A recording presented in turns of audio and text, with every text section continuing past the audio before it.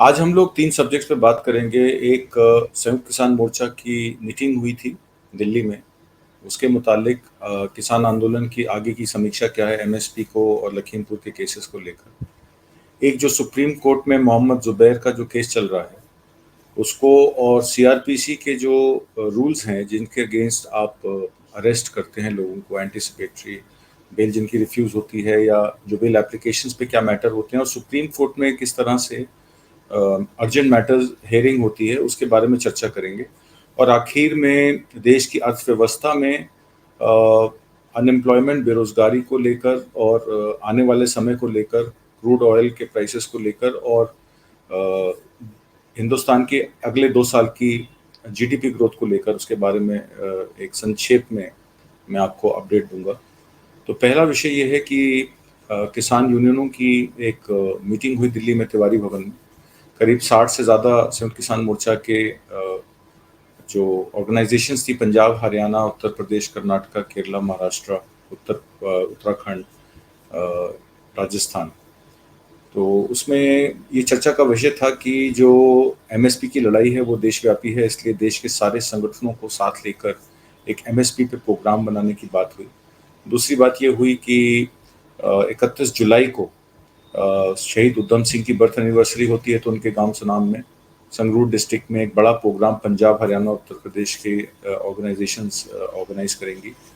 और 22 अगस्त को एक बड़ा प्रोग्राम लखीमपुर पंचायत, लखीमपुर के मुतालिक, जैसे अजय मिश्रा टैनी की गिरफ्तारी को लेकर और जो वो दोषियों हैं उनकी सज़ा को लेकर, वो मामला हम लोग डिस्कस करेंगे कि क्यों अभी तक ये मामला अधर में लटका है। इनफैक्ट 4 किसान जो कंप्लेनेंट, जिनकी कंप्लेंट थी, उनमें से 4 किसानों को अरेस्ट कर लिया गया, ये कह के कि उन्होंने दूसरे पक्ष के लोगों को मारे, काउंटर एफआईआर में जिसमें दूसरे पक्ष के लोगों को मारने की बात की गई। तो अभी तक वो छूटे नहीं हैं, लोअर कोर्ट से उनको रिलीफ नहीं मिला है, हाई कोर्ट में मामला चल रहा है। और किस तरीके से लखीमपुर के केस को लेकर देश में एक लोगों में रोष है, उसके बारे में हम एक पंचायत, किसान यूनियंस के लोग जो हैं एक पंचायत जो प्लान कर रहे हैं 22 अगस्त में जंतर मंतर पर, काफ़ी बड़ी संख्या में होने वाली है। हो सकता है इसमें सरकार से तकरार भी हो या सरकार वो चीज़ को ना होने दे या रोके किस तरीके से, बट किसान यूनियन ने ये डिसाइड किया कि 22 अगस्त को ये प्रोग्राम करेंगे। दूसरी बड़ी बात जो ये है कि जिस तरीके से मोहम्मद जुबैर का केस आपने देखा कि सीतापुर में जो बजरंग मुनि का एक वीडियो बाहर आया था, जिसमें खैराबाद की एक मस्जिद, टीले वाली मस्जिद के बाहर उन्होंने मुसलमानों को सुअर के बाड़े से कंपेयर किया और वो ये कहा कि उनकी औरतों का रेप किया जाएगा। उसका वीडियो भी तमाम जगह वायरल हुआ, हमने भी वो वीडियो आपको पहले कभी दिखाया था। तो उसके खिलाफ मोहम्मद जुबैर ने जब वो वीडियो जारी किया ट्विटर पे, तो एक वहाँ जो उनकी अपनी संगठन है, हिंदू अखिल भारतीय हिंदू शेर सेना, उनके एक पदाधिकारी ने वहाँ पे एक एफआईआर दर्ज कराई कि ये जो मामला है ये 153A और 295A का बनता है। 153A में एनिमिटी का बनता है और 295 में हर्टिंग रिलीजियस फीलिंग्स का बनता है दूसरे पक्ष के लोगों। तो वो एफआईआर दर्ज हुई, उसमें जब पता लगा कि दिल्ली में मोहम्मद जुबैर जो है वो एक मामले में, इसी 2018 के एक ट्वीट के मामले में, एक अनोनिमस ट्विटर ने कंप्लेंट की उनके अगेंस्ट। वो 26 जून को ट्विटर ने कंप्लेंट की अनोनिमस ट्विटर ने, उसके बाद वो जो है वो ट्विटर अकाउंट जो है वो डिलीट कर दिया गया। हालांकि कल दिल्ली एडिशनल सेशन जज ने पुलिस से ये पूछा कि क्या आपने उस ट्विटर हैंडल का, जो भी अनोनिमस ट्विटर हैंडल था, उसकी स्टेटमेंट रिकॉर्ड की है। तो पुलिस के पास कोई जवाब नहीं था।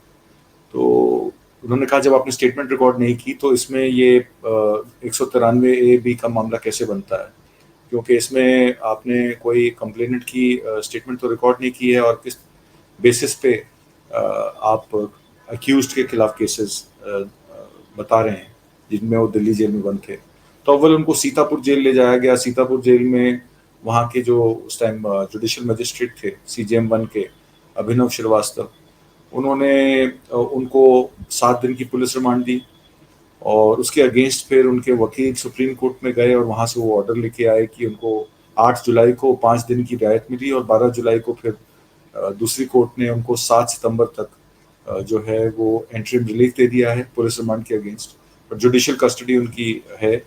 ऐसा ही एक मामला लखीमपुर में सुदर्शन टीवी के एक एम्प्लॉय का आया। उन्होंने कहा कि इन्होंने जो फैक्ट चेक ट्विटर पे बताया था मस्जिद के बारे में, वो एक मदीने की मस्जिद की फ़ोटो थी और उसमें जो बॉम्ब दिखाया था गिरता हुआ, वो कहीं फ़िलिस्तीनी एरिया में इसराइल की एक फ़ोटो थी। तो उसका फैक्ट चेक उन्होंने किया था, उन्होंने कहा कि ये जो स्वभाव है हिंदू मुसलमान का, ये ख़राब कर रहे हैं और एनिमोसिटी जो है वो बढ़ा रहे हैं। इसमें लखीमपुर में भी एक एफआईआर दर्ज थी, तो उस पे वो एफआईआर पिछले साल सितंबर 2021 की दर्ज थी।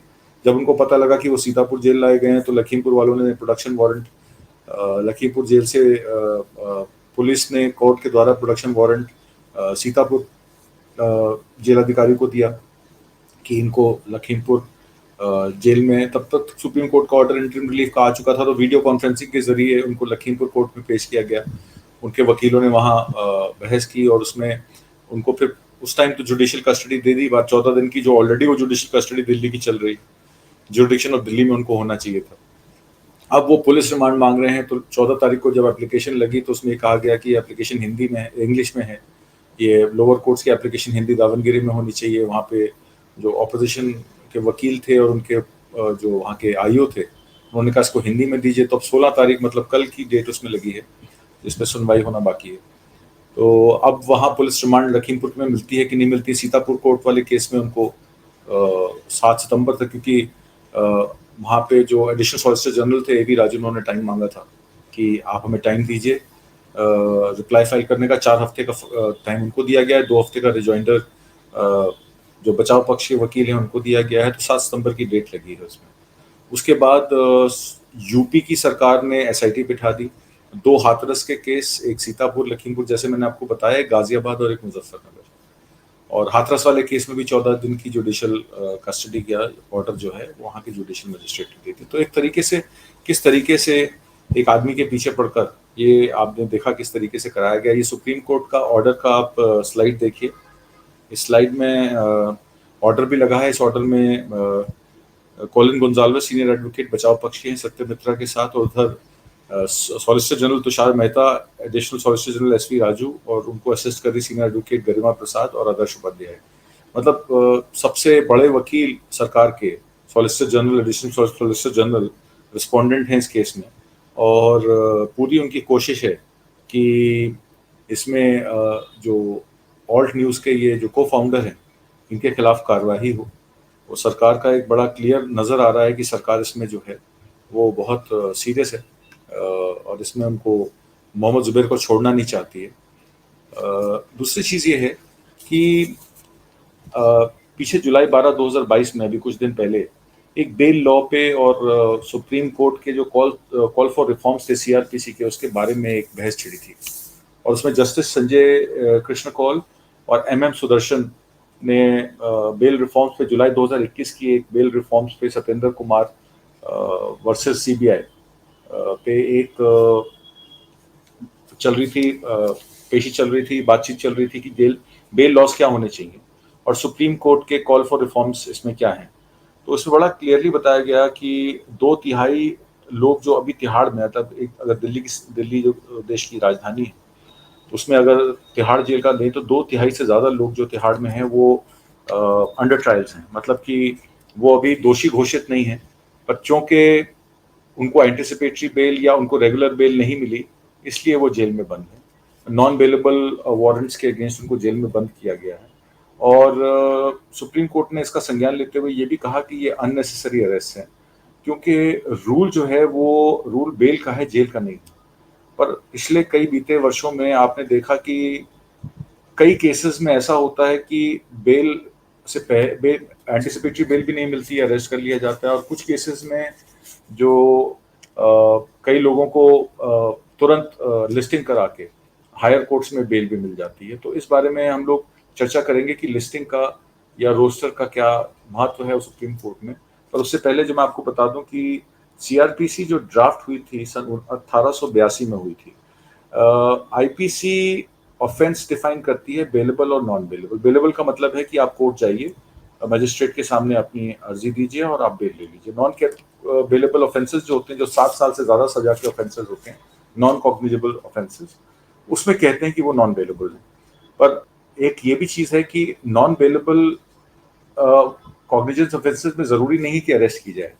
मान लीजिए कि अगर डिफेंडेंट जो हैं या जो बचाव पक्ष है उसमें अगर शक पैदा होता है कि वो विटनेसेस को खराब करेंगे या कोर्ट में जब पेशी होगी तो सरेंडर नहीं करेंगे या फिर ऑब्स्ट्रक्शन ऑफ जस्टिस करेंगे कि मतलब कि जो सबूत है उनको मिटाने की कोशिश करेंगे, तो जिन केसेस में जो सेंसिटिव केसेस होते हैं उसमें नॉन कॉग्निजेबल ऑफेंसेस में बेल जो है नहीं मिलती है।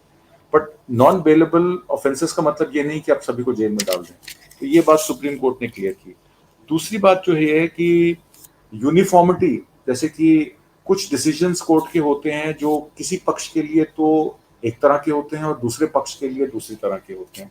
कई चीजें सामने, जैसे रोहित रंजन का केस था ZTV का, जब सुप्रीम कोर्ट में लिस्ट हुआ, अर्नब गोस्वामी का केस जो था वो अर्जेंट लिस्टिंग में गया और लिस्टिंग होके उनको रिलीफ भी मिल गया। रोहित रंजन को भी बेल मिल गई कि जब तक चार्जशीट फाइल ना हो जाए उन पर कोई कार्रवाई ना हो। पर यही मोहम्मद जुबैर जब जाते हैं सुप्रीम कोर्ट में उसी दिन पे उसी वेकेशन बेंच पे तो उनको 5 दिन का रिलीफ मिलता है। रेगुलर बेंच ने हालांकि उनको 7 सितंबर तक रिलीफ दे दिया।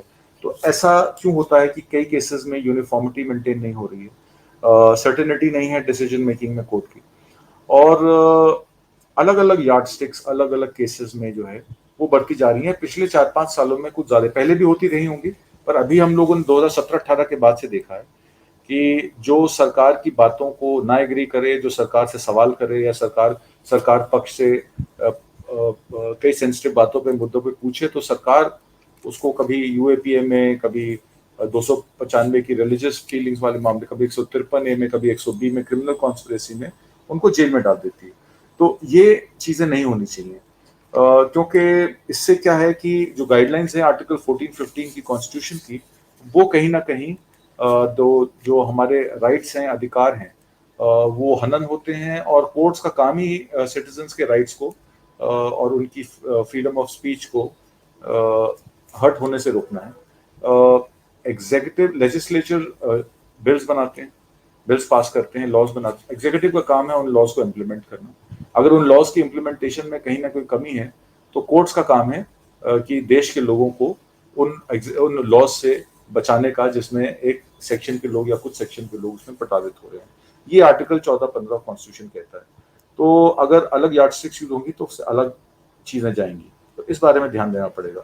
तो जैसे कि मैंने आपको बताया कि सेक्शन जिस तरह के आजकल लग रहे हैं 120B क्रिमिनल कॉन्स्पिरेसी, 121 है वेजिंग वॉर अगेंस्ट स्टेट, मतलब आप स्टेट के खिलाफ कोई बात कहिए या कोई बयान दीजिए, कोई सवाल पूछिए तो वो वेजिंग वॉर अगेंस्ट स्टेट कहा जाता है।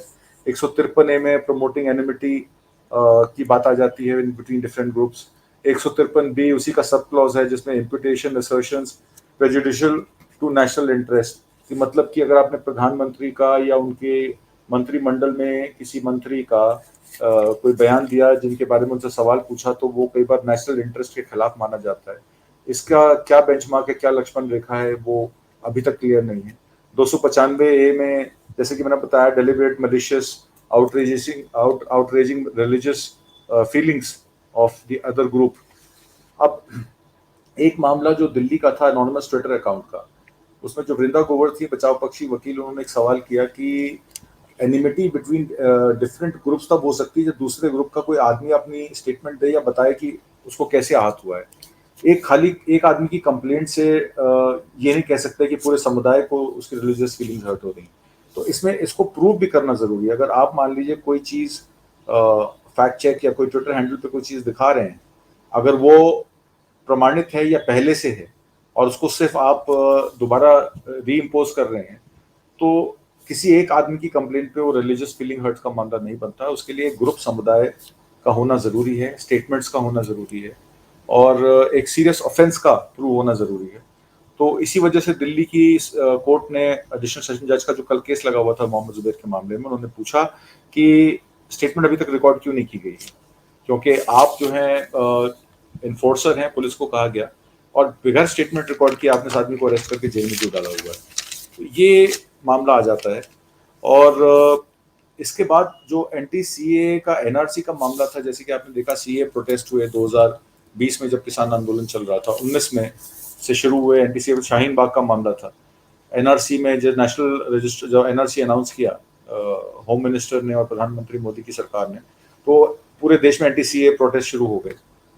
मैं उसके विस्तार में नहीं जाऊंगा क्यों शुरू हुए, क्या मामला था, वो एक डिफरेंट विषय है। बट मेरा कहने का मामला ये है कि उसके बाद नॉर्थ ईस्ट दिल्ली में राइट्स हुए 2020 में फरवरी में, और हाल ही में हनुमान जयंती पे आपने देखा किस तरीके से अप्रैल 16 2022 को दो समुदायों में क्लैशेस में काफी लोग इंजर्ड हो गए, और उसके बाद रामनवमी की भी क्लैशेस रिकॉर्ड की गई थी 10 अप्रैल को, उससे 4 दिन पहले एक मस्जिद के सामने से एक समुदाय के लोग निकल रहे थे और उन पर पत्थरबाजी हुई। अब पुलिस का यहाँ तक मामला है, पुलिस ने उसमें जो तहकीकात की है उसमें उन्होंने ये कहा है कि ये जो है, और ये मामला जो है ये दो समुदाय के बीच का है। उसमें कुछ लोग उन्होंने आइडेंटिफाई किए, एक मोहम्मद अंसर नाम का आदमी था, उसके एसोसिएट थे तहरेज खान और इशराफिल, तहरेज खान और इशराफिल नाम के दो उसके एसोसिएट थे। वो उन्होंने ये बताया कि एंटी सीए प्रोटेस्ट, एनआरसी का जो प्रोटेस्ट था 2019 में शुरू हुआ, उसके बाद जो शाहीन बाग में उसका एक्सपेंशन हुआ, उसके बाद जो नॉर्थ ईस्ट दिल्ली के राइट्स थे, और फिर हनुमान जयंती का जो हनुमान जयंती पे जो प्रोसेशन पे पत्थरबाजी की गई मस्जिद के आगे, ये सारे इंटरकनेक्टेड हैं। मतलब 27 से 30 आरोपी जो हैं उसमें पाए गए कि उसमें इन्वॉल्व हैं, और तहकीकात उनसे सीसीटीवी कैमरास 90 से 100 सीसीटीवी कैमरास की रिकॉर्डिंग्स के बेसिस पे 21 फोन जब्त किए गए, कई सारे इंटरनेट वीडियोस और व्हाट्सएप चैट, और 2063 पेज की एक चार्जशीट फाइल हुई है उस केस में, जिसमें 132 विटनेस हैं। 132 में से 85 विटनेस पुलिस वाले हैं, दिल्ली पुलिस के या यूपी पुलिस के लोग हैं, और 47 पब्लिक के लोग हैं, और 9 आपके ये हथियार, और 9 हथियार के नाम पे मतलब बंदूकें, और 9 जो हैं तलवारें रिकवर हुई हैं, और उनमें ये नामजद मैंने आपको बताया मोहम्मद अंसार, तहरेज खान और इशराफिल, ये लोग हैं। और इनका कनेक्शन इन 2019 से लेकर 2022 तक जितने भी ये समुदाय के बीच में लड़ाई हुई, सीए प्रोटेस्ट, ये सब इसमें इन्वॉल्व थे। तो 2000 पेज की एफआईआर चार्जशीट जो है दिल्ली पुलिस ने ये फाइल की है कोर्ट में। देखिए इस पर क्या फैसला होता है। तीसरी बात जो मैं आपसे सुप्रीम कोर्ट की कर रहा था, सुप्रीम कोर्ट में जो लिस्टिंग का प्रोसीजर है, उस लिस्टिंग के प्रोसीजर में क्या प्रोसेस है और किस तरीके से वो लिस्टिंग होती है, उसके बारे में हम लोग थोड़ा सा चर्चा करेंगे। जैसे मैंने आपको बताया, जुलाई 6 तारीख को जब जी टीवी के रोहित रंजन की एप्लीकेशन पटिशन जब दाखिल की गई उनको एंटिसिपेटरी बिल देने की, कि उनके खिलाफ कार्रवाई होने वाली है, तो एक दिन में उसकी लिस्टिंग हो गई, उसमें कोई त्रुटियां नहीं पाई गई, रजिस्ट्री ने उसको बड़ा क्लियर कर दिया, और एक दिन में उसकी लिस्टिंग हो गई, और उनको 8 तारीख को मोहम्मद जुबैर वाले केस के साथ मोहम्मद जुबैर को 5 दिन का रिलीफ मिला और उनको बेल मिल गई चार्जशीट फाइल होने तक। यही सिद्दीक कपान का जो केस था उसमें उनको अरेस्ट किया गया, उनकी पटिशन आज 6 महीने से बेल की सुप्रीम कोर्ट में पेंडिंग है। तो यही मामला है कि कुछ केसेस में अर्नब गोस्वामी, रोहित रंजन जैसे केसेस में एक दिन में लिस्टिंग हो जाती है, और कुछ केसेस में जो है वो लिस्टिंग का अता पता नहीं होता। अब उसका प्रोसीजर ये है कि जो सुप्रीम कोर्ट के चीफ जस्टिस ऑफ इंडिया हैं वो मास्टर रोस्टर हैं, वो जहां जिस कोर्ट में डिसाइड कर सकते हैं उस केस में। केस आपको याद होगा 2018 में दीपक मिश्रा जब सीजीआई थे तो 4 जजेस उसमें जो है लोकुर साहब और आपके बाकी जजेस 3 और थे, उन्होंने ये कहा कि देश के नागरिकों को सुप्रीम कोर्ट को बचाना पड़ेगा, हम देश के नागरिकों से आग्रह करते हैं कि इस सुप्रीम कोर्ट को बचाएं। वो मामला कुछ ही बेंचेस में सारे बड़े कॉन्स्टिट्यूशनल मामले या जो रेलेवेंस इंपॉर्टेंट केसेस थे उनकी एक ही तरह से लिस्टिंग हो रही थी और एक ही तरह से फैसले हो रहे थे, उसके अगेंस्ट रंजन गोगोई, लोकुर साहब और 2 जजेस जो हैं वो पब्लिक में गए। तो ये अभी तक वो प्रोसेस जो है, प्रोसेस में कोई बदलाव नहीं आया है। पहले तो आपको एप्लीकेशन फाइल करनी पड़ती है, एप्लीकेशन फाइल के बाद उसकी चेकिंग होती है, उसमें बताया जाता है कि इसमें ये डेफिशिएंसीज हैं, तो वो आप डेफिशिएंसीज क्लियर कर लेते हैं। वो नो ऑब्जेक्शन प्रोसेस वो ऐसे चलता है लंबा कि उसमें फिर वो डिफेक्ट्स रिमूव करने के बाद 28 दिन का उसमें टाइम होता है। फिर वो वेरिफिकेशन प्रोसेस रजिस्ट्री में स्क्रूटनाइज होती है उस एप्लीकेशन की, उसमें देखा जाता है कि ये जो पिटीशन है वो टाइम बार तो नहीं है, और अगर उसमें टाइम बार्ड हैं तो उसमें मेंशनिंग की ज़रूरत पड़ती है कि आप मेंशनिंग करिए कि आपकी जो लिस्टिंग है वो क्यों जल्दी हेयरिंग में जाए। और अलग टाइप की बेंचेस, हर केस टाइप की अलग अलग बेंचेस होती हैं जिसमें वो लिस्टिंग की जाती है। तो पहली हेयरिंग में मैटर पे डिपेंड करता है कि मैटर पे सुनवाई होती है या सिंपली जो जिनके खिलाफ वो लिस्टिंग है या जिनके उन अपोजिट पार्टी को बुलाने के लिए टाइम दिया जाता है। तो अगर कोई डिफेक्ट है उसमें मेंशनिंग में या एप्लीकेशन में तो वो वहाँ पे लोकल वहाँ बता दिया जाता है कि अगली बार आप आइए तो ये क्लैरिटी लेके आइए, और ऑपोजिट पार्टी को नोटिस कर दिया जाता है। इस तरीके से ये सारा प्रोसेस मेंशनिंग का चलता है। जरूरी नहीं है कि आप जो मेंशनिंग करें वो मेंशनिंग सुप्रीम कोर्ट का रजिस्ट्रार एग्री करे। कई केसेस में वो मेंशनिंग एग्री करते हैं रजिस्ट्रार और उसकी अर्जेंट लिस्टिंग करते हैं। कई केसेस में मेंशनिंग की रजिस्ट्रार जो है वो उसको अंडरटेक मतलब उसको नहीं करते हैं। तो ये ऑटोमेटेड लिस्टिंग सिस्टम है। आप ऑनलाइन भी सुप्रीम कोर्ट में अपनी याचिका दायर कर सकते हो और फिजिकली भी दायर कर सकते हैं। लिस्टिंग केसेस में जहां तक सवाल है कि जो इन्वॉल्व जितने भी स्टेप्स मैंने आपको बताए वेरिफिकेशन के प्रोसेस में, ये किसी वेबसाइट पे ट्रैकेबल नहीं है। तो ये आपको फिजिकली जाके देखना पड़ता है कि जो आपने वेरिफिकेशन कराई हैं वो वेरिफिकेशन एक्सेप्टेबल हैं या उसमें कोई और भी प्रॉब्लम्स हैं जो आपको रिजॉल्व करनी पड़ेंगी। इसके बाद जो बड़े मुद्दे होते हैं, पॉलिटिकल के मुद्दे, जैसे लिंचिंग का मुद्दा है या कोई आप समझिए कोई लड़ाई का मुद्दा है, कोई राइट्स का मुद्दा है, तो उसमें आपको मेंशन करने के बाद वेट करनी पड़ती है कि रजिस्ट्रार उसमें किस में लिस्टिंग में वो कितनी जल्दी वो केस लगता है। जैसे कि मैं आपको एग्जांपल देता हूँ, हिजाब बैन का एक केस हुआ था कर्नाटका में, जिसमें लड़कियों को हिजाब पहनने में रोक लगाई गई थी वहाँ की लोकल गवर्नमेंट से। वो मैटर वेरिफिकेशन प्रोसेस में अप्रैल में मेंशन हुआ था, और अब जाके कल की बात बता रहा हूँ, अब जाके कल उसको मेंशनिंग के लिए वो मैटर जो है वो चीफ जस्टिस की अब वो लिस्टिंग में गया है। अब जो मास्टर रोस्टर है वो डिसाइड करेंगे कि वो कहाँ लिस्ट होगा। तो रूल्स अपडेट होते रहते हैं, तो लॉयर्स को भी हर कोर्ट में जाके पता करना पड़ता है कि अब रूल्स में चेंजेस, नए चेंजेस क्या आ रहे हैं और क्या नहीं आ रहे हैं। जैसे मैंने आपको बताया, अर्नब गोस्वामी के केस में एक दिन में लिस्टिंग हो गई। दुष्यंत दवे उस time president supreme court of bar association के थे, चीफ जस्टिस एम वी रमन्ना को चिट्ठी लिख के पूछा, भाई ये सिलेक्टिवली केसेस को कैसे लिस्ट किया जा रहा है, जो धारा 370 का कश्मीर का मामला है और भी कोई नेशनल इंपॉर्टेंस के मामले हैं, उन केसेस में लिस्टिंग क्यों नहीं टाइम पे हो पाती है। तो ये सब बातें हैं। इसमें 2021 में एक बेंच भी बैठी थी जिसने एक्सप्लेनेशन मांगा था कि एक केस में थे, प्रशांत भूषण जी का केस था, जब वो केस फाइल हुआ था तो कोई स्टे था कंटेम्प्ट प्रोसीडिंग पे, तो वो लिस्ट ही नहीं हुआ था, जबकि सिमिलर मैटर्स कंटेम्प्ट प्रोसीडिंग्स के उस बेंच में लिस्ट हो रहे थे। तो एक बहुत बड़ा सवाल पूछा गया कि ये कुछ लॉयर्स की लिस्टिंग्स के केसेस ही क्यों रोके जाते हैं और बाकी क्यों रेगुलर पोस्ट होते हैं। तो ऐसे कई सारे इंस्टेंसेस हैं कि बेंच के ऑर्डर्स होने के बाद भी केसेस लिस्ट नहीं होते। कई बार ये होता है कि आपने रजिस्ट्री में केस दिया हुआ है, वेरिफिकेशन प्रोसेस कंप्लीट हो गया, उसमें कोई त्रुटि नहीं पाई गई है और उसको लिस्ट कराना है, तो आप बेंच पे जाइए, वहां कहिए कि मेरी लिस्टिंग नहीं हो रही है, रजिस्ट्री मेरा केस लिंच नहीं करनी। उसके ऑर्डर होने के बाद कि बेंच ने रजिस्ट्री को ऑर्डर भी कर दिया कि आप उनको लिस्ट करिए, तो वो केस तब भी नहीं, ऑर्डर होने के बावजूद भी लिस्ट नहीं हो पाते। टेक्निकली तो चीफ जस्टिस जो हैं उनके पास ही पावर है लिस्टिंग की, बट कई केसेस में रजिस्ट्रार जो है मैटर क्यों नहीं रजिस्टर करते हैं जबकि बेंच उनको कह रही है करने के लिए। तो ये एक संवैधानिक मामला है, एक जुडिशरी के इंटरनल प्रॉब्लम है। कोलेजियम में जिस तरीके से जजेस की नियुक्ति पे मामले में सुप्रीम कोर्ट में कई बार ऑब्जेक्शन उठता है एग्जीक्यूटिव के लिए कि हम लिस्ट भेजते हैं, दोनों बार लिस्ट भेजने के बाद भी जजेस की नियुक्ति नहीं होती है, सरकार को एतराज रहता है। तो ये सब मामले हैं, इनमें सरकार को और जुडिशरी को मिलकर एक एक एक मीटिंग करके आप इन सब चीज़ों को क्लियर करना चाहिए और हर चीज़ को एक सही दिशा में, कि किसी के साथ पक्षपात ना हो और देश में संवैधानिक अधिकार सबके बराबर के हैं। कोई फर्स्ट सिटीजन नहीं है, कोई सेकंड सिटीजन नहीं है, तो इस पे ध्यान देना चाहिए।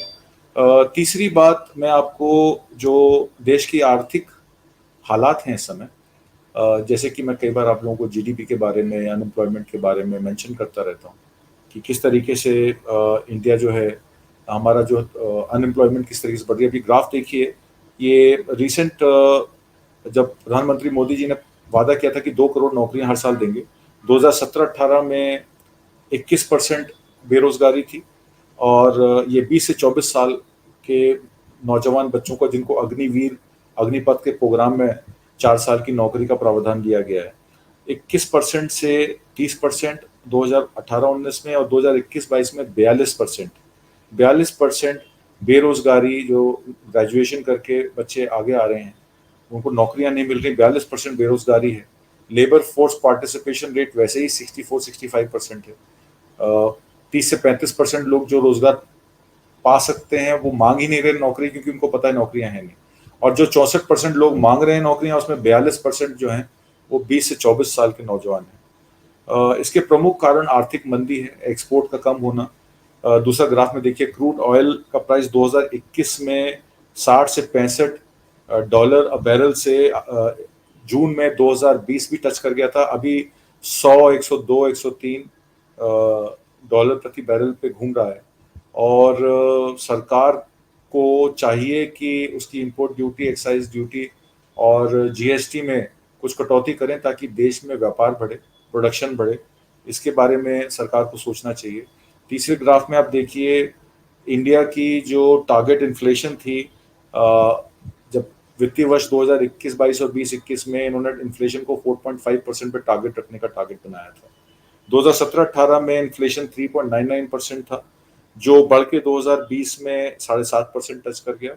और अभी 2000 मार्च 2022 के बाद जून 2022 में 7.1% रिटेल इन्फ्लेशन है। होलसेल इन्फ्लेशन 13.5-14% है। एडिबल ऑयल्स में कुछ प्राइस की कमी आई है, कुछ रेट की कमी आई है। 130 रुपए लीटर जो तेल था, वो आप अगर इंपोर्ट कॉस्ट से उसको कंपेयर करें तो 110-105 रुपए, मतलब रेट में कमी आई है। पर अगर आप उसको 2017-18 से कंपेयर करेंगे तो अभी भी 60-70% जो है प्राइस बढ़े हुए हैं। खासकर मूंगफली के तेल में, सोयाबीन के तेल में, पाम ऑयल एक्सट्रैक्ट में थोड़ी नमी आई है, पर इतनी नमी नहीं आई है कि 2017-18-19 के प्राइसेस से कंपेयर किया जा सके। क्योंकि डिमांड कम है, सप्लाई साइड मार्केट ज़्यादा है। तो चौथे ग्राफ में आप देखिए कि जो रेट ऑफ टोटल, जिसको कहते हैं कि इन्वेंट्रीज टू सेल है, वो लगातार बढ़ती गई है। आज की डेट में 60-70% इन्वेंट्री है। प्रोडक्शन कैपेसिटी हिंदुस्तान की 60 से 70% कैपेसिटी पे काम हो रहा है, कहीं कहीं 74% किसी इंडस्ट्री में, इससे ज़्यादा नहीं है। जब तक 90-95% प्रोडक्शन कैपेसिटी पे इंडस्ट्री ना चले तो उसके खर्चे नहीं निकलते हैं, उसकी मिनिमम कॉस्ट नहीं निकलती है। तो इसलिए ही प्राइसेस बढ़े हुए हैं, डिमांड है नहीं, और सप्लाई साइड जो है वो रिस्ट्रेंट की वजह से कीमतें बढ़ रही हैं। तो इन सब चीज़ों से हम लोगों को जूझना है। और यहाँ जो मामला देश में इस टाइम अराजकता का बताया जाता है, और देश में कुछ समुदाय के लोगों में झगड़ा बताया जाता है, सीए को लेके, एनआरसी को लेके तमाम डिबेट्स होती हैं। हिंदू, मुस्लिम, जैन, सिख, ईसाई, इनके नाम पे कई डिबेट्स होती हैं, पर जो असल मुद्दे हैं वो इकोनॉमिक्स के हैं। तो कहीं हम लोग भटक जाते हैं और मेन मुद्दों से विपरीत हो जाते हैं। तो मेरी सबसे गुजारिश है कि ये इन्फॉर्मेशन जितनी मैं आप लोगों के साथ शेयर करता हूँ, ये डेटा पब्लिक डोमेन में अवेलेबल है, कोई ऐसा नहीं कि डेटा मैंने खुद का क्रिएट किया हुआ है। पर मैं चाहता हूँ कि आप इस डेटा को और लोगों के साथ भी शेयर करें। ये इन्फॉर्मेशन घर घर, गांव गांव, तहसील तहसील पहुंचाएं, ताकि लोगों को समझ आए कि मसले हैं क्या देश के, और हम किस बात पे लड़ रहे हैं। तो इन्हीं सब बातों के साथ मैं इस हफ्ते का प्रोग्राम कंक्लूड करता हूँ। अगले हफ्ते फिर किसी नए सब्जेक्ट पे मिलेंगे, तब तक मुझे आज्ञा दीजिए। नमस्कार।